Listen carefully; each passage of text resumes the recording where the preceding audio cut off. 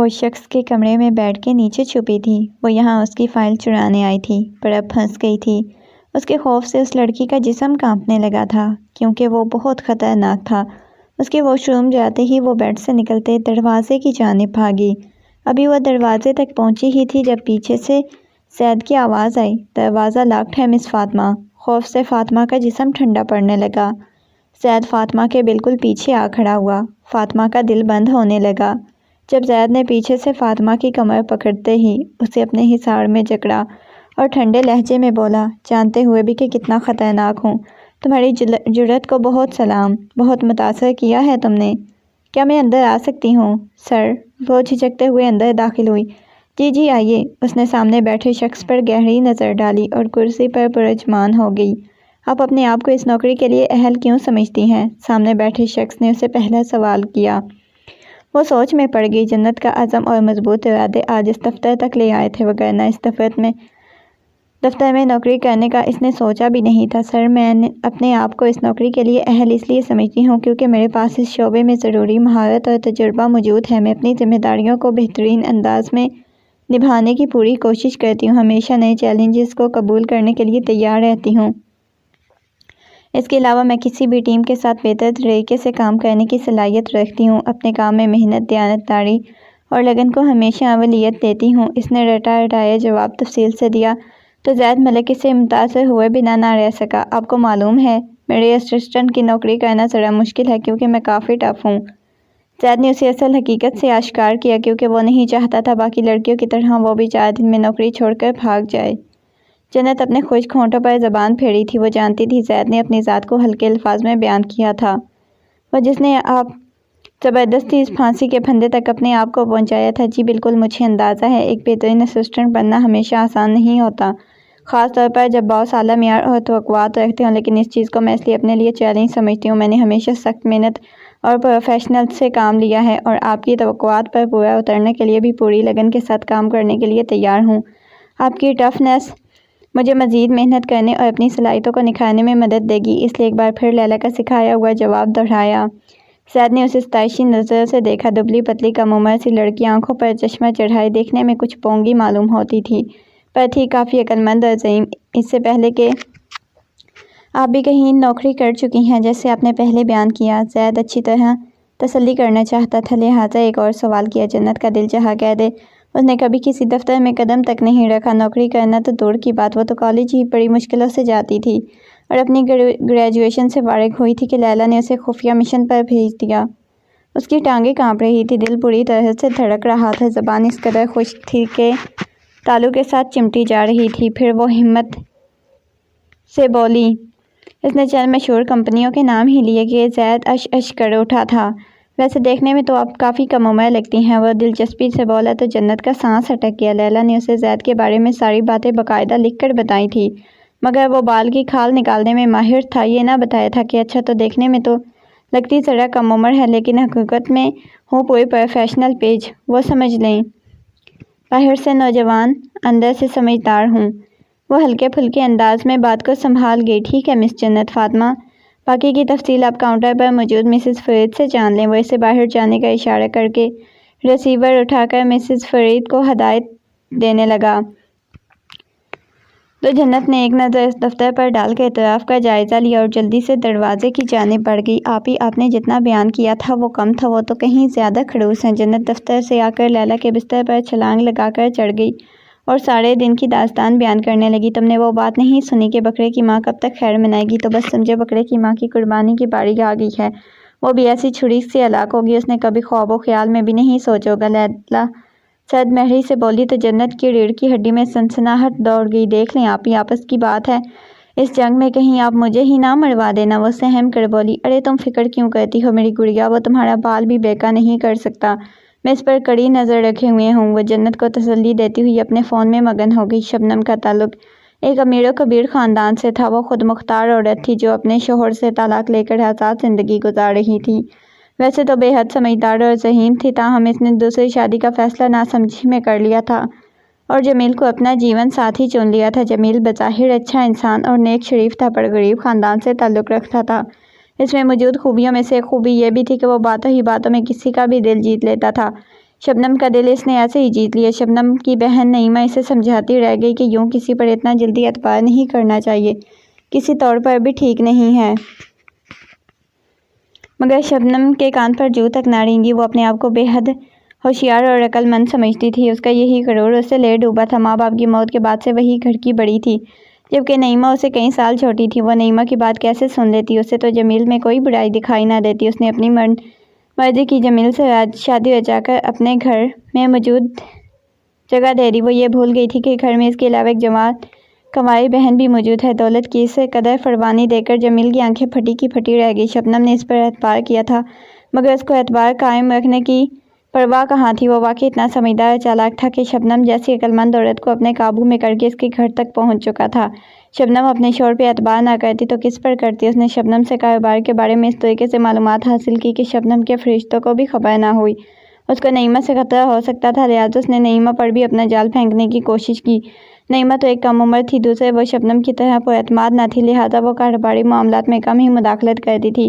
اس کے اپنے ہی شوق تھے، وہ جن میں مگن رہا کرتی تھی۔ کاروبار کو کیسے سنبھالنا ہے، کس طرح دولت میں مزید اضافہ کر کے اپنی بنیاد کو قائم رکھنا ہے، یہ شبنم کا ہی درد سر تھا۔ نعیمہ نے سب کچھ مکمل طور پر اسی پر چھوڑا ہوا تھا۔ جمیل نے اس قدر نہایت تیزی سے شبنم کے کاروبار میں قدم جمائے، اسے جلد اندازہ ہو گیا نعیمہ ایک بے ضرر سی لڑکی ہے، اسے کسی کاروباری معاملے میں کوئی علم نہ تھا، لہٰذا وہ جمیل کی راہ میں کسی قسم کی رکاوٹ نہ بن سکی۔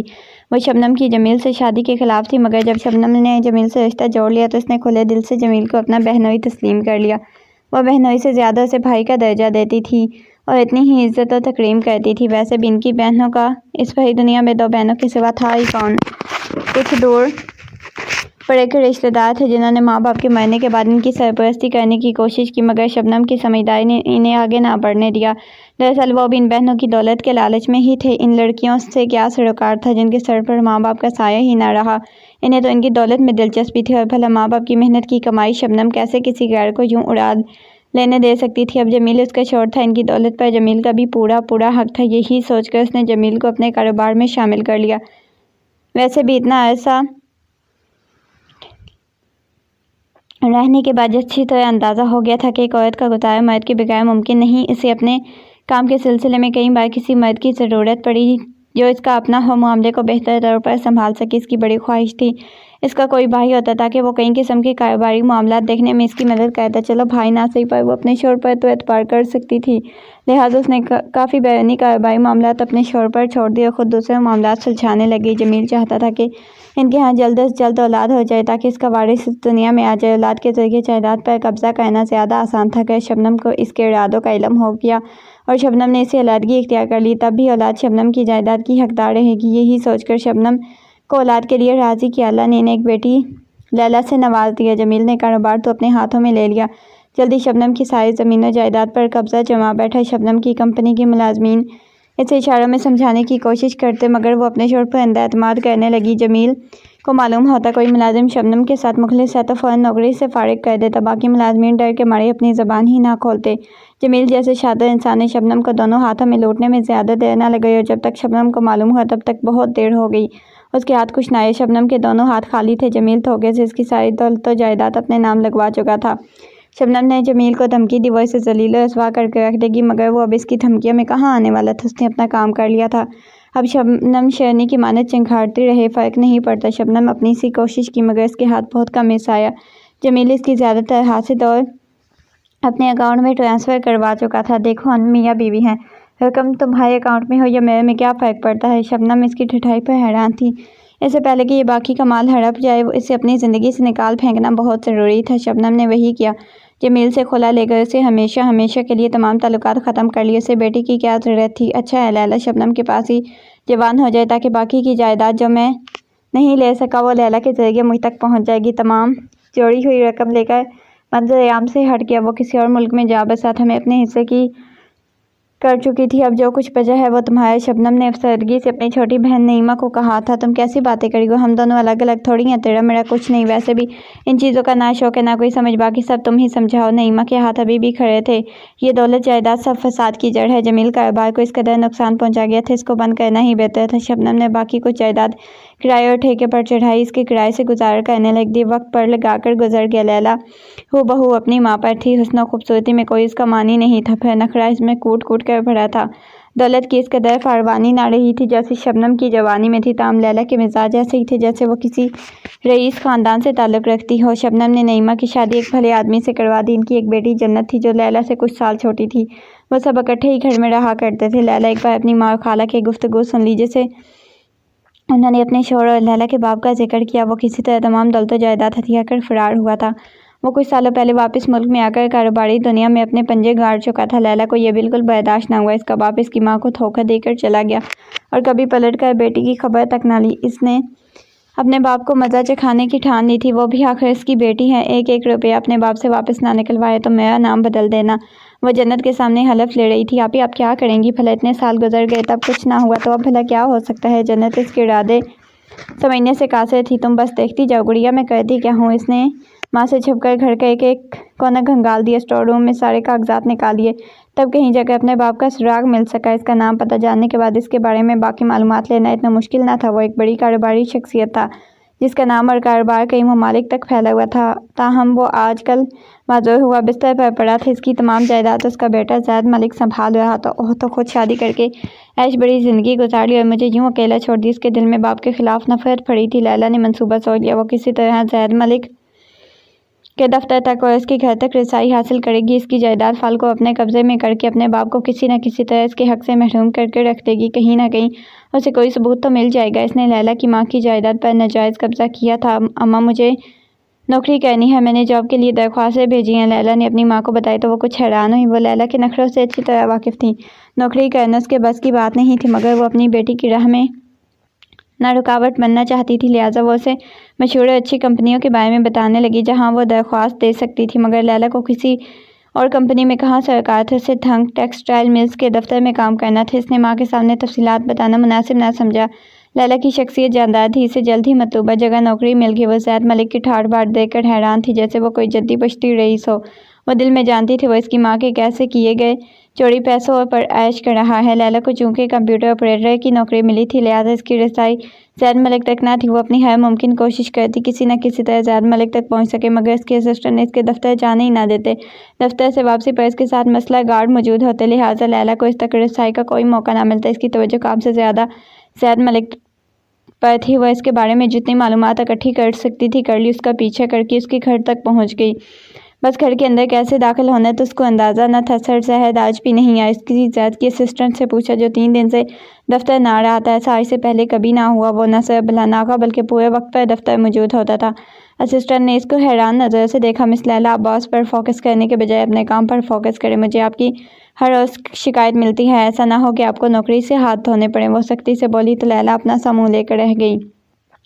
ہونا نوکری میری ماں کے ٹکڑوں پر پلنے والا عیش بھری زندگی گزار ہے، مجھے جو کرنا ہے جلد ہی کرنا ہے۔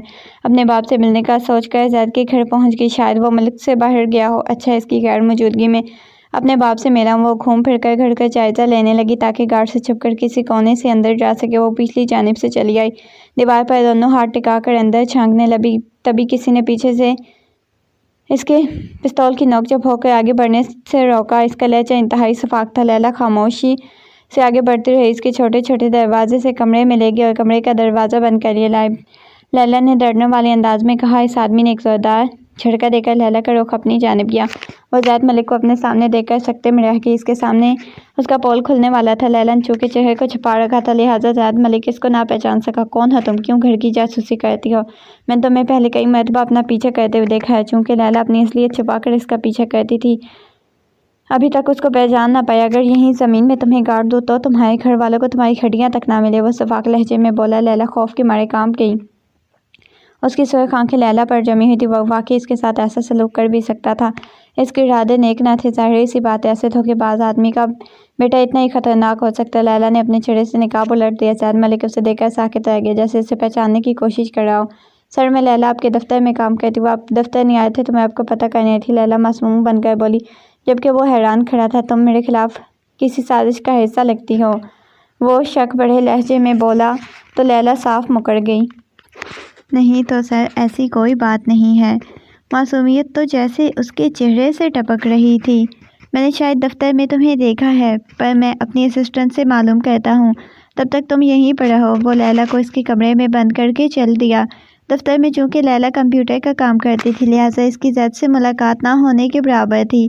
ٹیم لیڈر اس کی زید سے ہی اس کی ملاقات کر سکتے تھے۔ دروازہ بند ہونے پر ہی لیلا اطراف کا جائزہ لے کر باہر نکلنے کی کوشش کرنے لگی۔ وہ چاہتی تھی کہ زید سے آنے سے پہلے وہ گھوم پھر کر پورے گھر کا جائزہ لے لے تاکہ قیمتی کاغذات اڑا سکے۔ وہ زید ملک کی ساکھ کو اچھا خاصا نقصان پہنچا سکتی تھی۔ اسے ابھی معلوم نہ تھا کہ وہ ان کاغذات کا کیا کرے گی، مگر کچھ تو ایسا کرتی کہ زید ملک کے باپ کو ایک بار تو دھچکا لگتا۔ اس نے ہولے ہولے دروازے پر دستک دی، تبھی کچھ دیر بعد دروازہ کھول دیا گیا۔ وہ حیرانی سے جنت کو تک رہی تھی۔ غلطی سے کسی نے دروازہ باہر سے بند کر دیا۔ وہ بچی کو حیرانی کم کرتے ہوئے بولی، تم دیکھو، تمہیں شاید کوئی بلا رہا ہے۔ اس نے بچی کو فوراً سے وہاں سے بھگا دیا، خود گھوم پھر کر گھر کا جائزہ لینے لگی۔ اسے اگلے ہی دن دفتر کی نوکری سے فارغ کر دیا گیا تھا۔ نہ تو اسے کوئی وجہ بتائے گی، نہ ہی اسے کوئی عذر لیا۔ چھوڑوں گی نہیں، میں سمجھتا کیا ہے اپنے آپ کو زید ملک کا بچہ۔ وہ ناگن کی طرح تڑپ رہی تھی۔ اسے اندازہ تو ہو چکا تھا زید ملک ایک خطرناک انسان تھا۔ اسے پنگا لینا آسان نہ تھا جتنا لیلا سمجھ رہی تھی، مگر اس نے اتنے عرصے تک دفتر میں کام کرتے ہوئے اس کے بارے میں کافی معلومات اکٹھی کر لی تھی، اور جب کہ وہ اپنی کامیابی کے کچھ قریب ہوئی تھی تو اسے دفتر سے نوکری سے نکال دیا گیا تھا، بلکہ زید ملک بھی اس کے بارے میں چوکنا ہو چکا تھا۔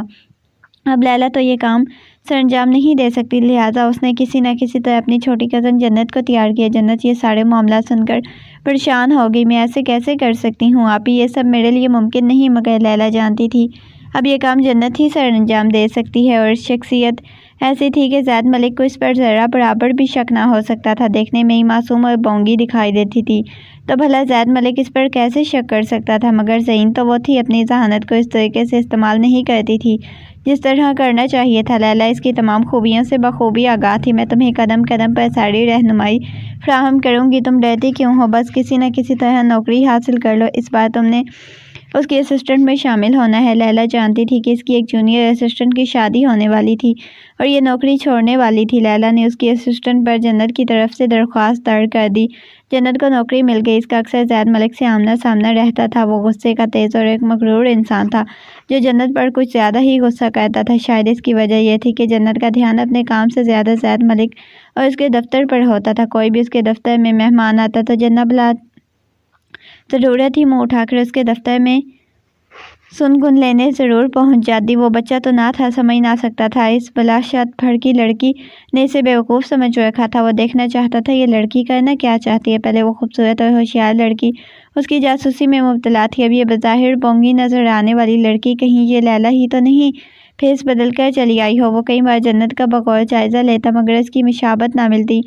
اس نے بھی بیوقوف بننے کا ڈرامہ جاری رکھا، مگر وہ چاہتا تھا اس میں جلدی باہر نکلے۔ نئے سال کی پارٹی کا انتظام زید ملک کے گھر میں کیا گیا تھا۔ دفتر کے تمام خاص ملازمین مدعو تھے۔ جنت کو بھی انویٹیشن کارڈ دیا گیا۔ وہ بے انتہا خوش تھی۔ وہ زید ملک کے گھر جا کر اپنے مشن کو تکمیل کا کام سر انجام دے سکتی تھی۔ لیلا نے اسے کچھ خاص ہدایات دی تھی۔ چونکہ لیلا زید کے گھر کا دورہ کر کے آئی تھی، لہٰذا اسے معلوم تھا کہ اس کی ساری قیمتی فائل یا اس کے ابا کے کمرے میں موجود ہوں گی، اور چونکہ اب اس کے ابا کے کمرے میں سارا کاروبار زید ملک سنبھالے ہوئے تھا، اس لیے زیادہ تر امکان یہی تھا زیادہ قیمتی فائلز اس کے اپنے کمرے میں موجود ہوں۔ تو بس زید ملک کے کمرے میں کس طرح گھس جانا، وہ باہر پارٹی کے مہمانوں کے ساتھ مصروف ہوگا، وہاں سے جو بھی قیمتی فائل نظر آئے چرا کر لے آنا۔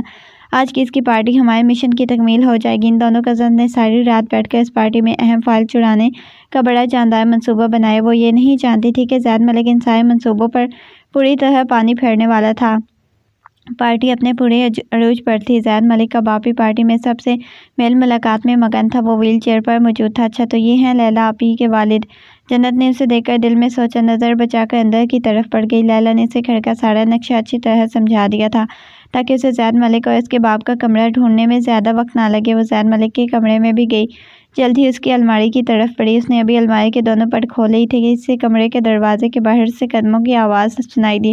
وہ الماری کا پٹ بند کر کے ادھر ادھر بھاگی، کہاں چھپے اسے کچھ سمجھ نہ آئی تو بستر کے نیچے گھس گئی۔ کمرے کا دروازہ کھلا اور زید ملک کے جوتے دیکھ کر وہ خوف کے مارے کانپ گئی۔ کاش کوئی ملازم ہوتا، یہاں سے نکلنا زیادہ آسان ہوتا۔ اس کا دل دھڑک دھڑک کر بے حال ہو گیا تھا۔ یہ لیلا آپی نے مجھے کہاں پھنسا دیا؟ بھلا اس طرح ملتی ہے زمین و جائیداد۔ ایسے آئی لیلا کی بے وقوفی کا احساس ہو رہا تھا۔ وہ خود بھی تو اس کے ساتھ عظیم کارنامے سے انجام دیتی رہی تھی۔ اس کا اکیلی کا کیا قصور تھا؟ وہ خود اس کے شانہ بشانہ کھڑی تھی۔ اب پچھتاوا کیا ہو سکتا تھا؟ وہ بری طرح پھنس گئی تھی۔ بس کسی طرح یہاں سے نکل جاؤ، مزید اس حماقت میں لیلا آپی کا ساتھ نہ دوں گی۔ اس نے پختہ عزم کر لیا۔ اس کے جوتوں پر نظر رکھے ہوئے تھی۔ وہ واش روم کی طرف بڑھا، دروازہ بند کر لیا۔ جنت کے لیے نکل بھاگنے کا یہی سنہری موقع تھا۔ زید کے واش روم جاتے ہی وہ بیڈ سے نیچے اتر کر دروازے کی جانب بھاگی۔ دروازے تک پہنچی جب اسے پیچھے سے زید کی آواز آئی، دروازہ لاکڈ ہے مس فاطمہ۔ خوف سے جنت کا جسم ٹھنڈا پڑنے لگا۔ زید جنت کے بالکل پیچھے آ کھڑا ہوا۔ اس کا دل بند ہونے لگا جب زید نے جنت کو پیچھے سے کمر سے پکڑتے ہوئے اپنے حصار میں جکڑا اور ٹھنڈے لہجے میں بولا، جانتی بھی ہو کتنا خطرناک ہوں؟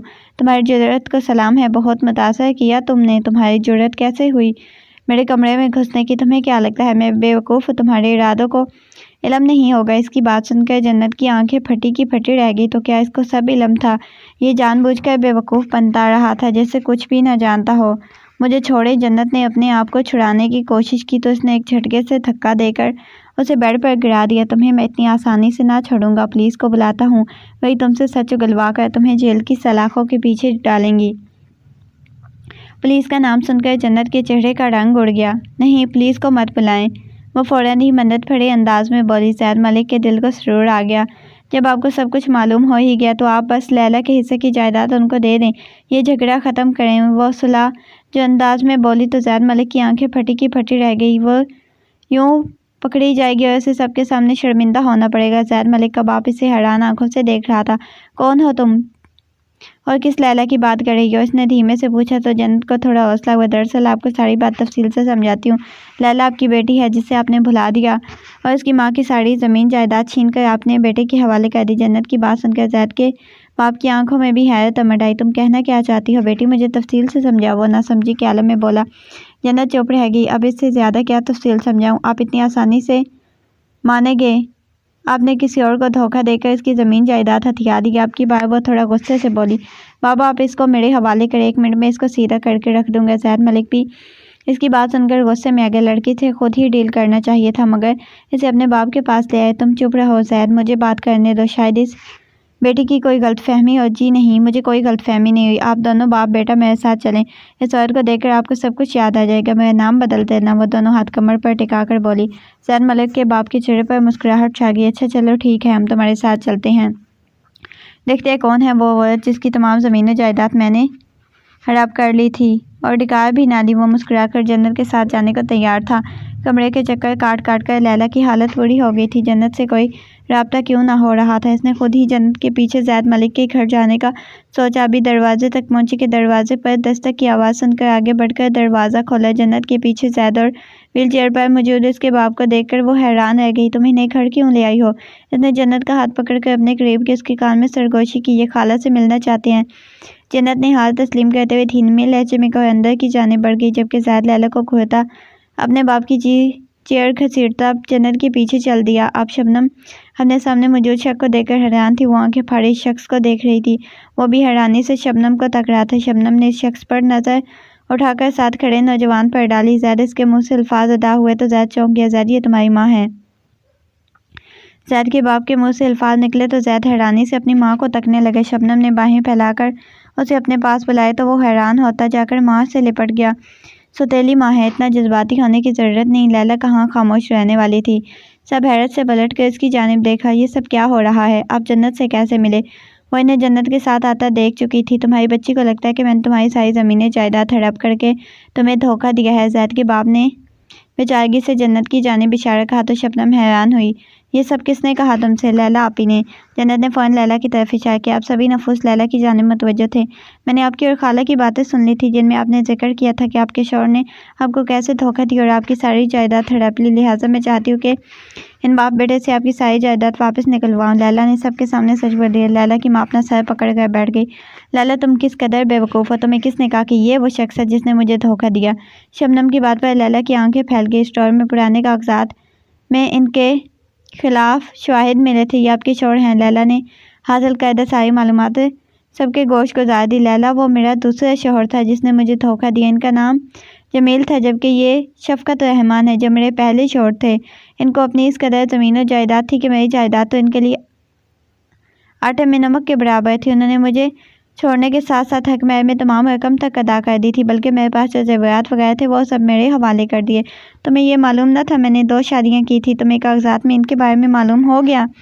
یہ میرے شوہر ہے، مگر دوسرے شوہر کے بارے میں معلوم نہ ہوا، کیونکہ میں نے اس کے ساتھ شادی کے تمام کاغذات غصے میں جلا کر راکھ کر دیے تھے۔ تمہاری ولدیت میں بھی میں نے تمہارے باپ کا نام نہ لکھوایا۔ تم میرے دوسرے شوہر سے پیدا ہوئی تھی، زید میرے پہلے شوہر سے تھا، مگر میں اس قدر گھمنڈی تھی کہ اپنے شوہر سے کھلا لیتے ہوئے اپنے بیٹے کا بھی نہ سوچا۔ میرے شوہر نے یہی شرط رکھی تھی کہ وہ مجھے طلاق دے گا، بیٹا وہ خود رکھے گا۔ میں نے منظور کر لیا۔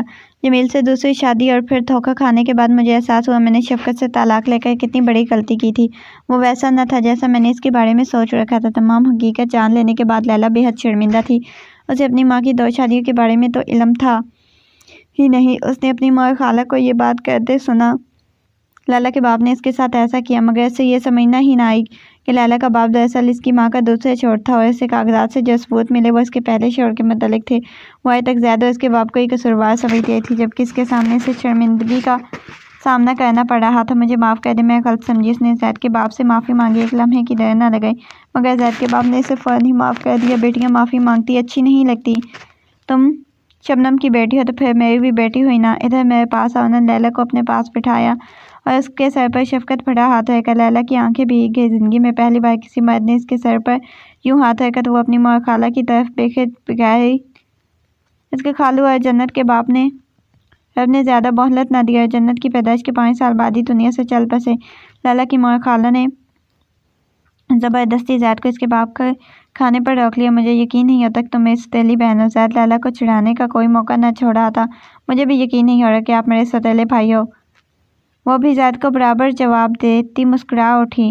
جنت ان دونوں کی گفتگو کونے میں بیٹھی محفوظ ہو رہی تھی۔ اس کی آنکھوں کا چشمہ آج غائب تھا۔ زید کو یقین ہو چلا تھا وہ چشمہ اس نے اپنی شخصیت چھپانے کے لیے لگایا تھا کہ اس کی گہری بڑی بڑی سبز آنکھیں حیرانی سے زید پر جمی تھی۔ زید کبھی کبھار ان آنکھوں میں جھانکتا اور پھر نظریں چرا لیتا، نہ جانے کہ وہ جنت سے نظریں ہٹا نہیں پا رہا تھا۔ یہ بونگی سی لڑکی اس کے دل میں اتر چکی تھی۔ جب اس نے جنت کو اپنے بیڈ روم میں اپنے قبضے میں کی تب اس کو خود سے اتنا قریب محسوس کیا، دل بری طرح سے دھڑک اٹھا تھا۔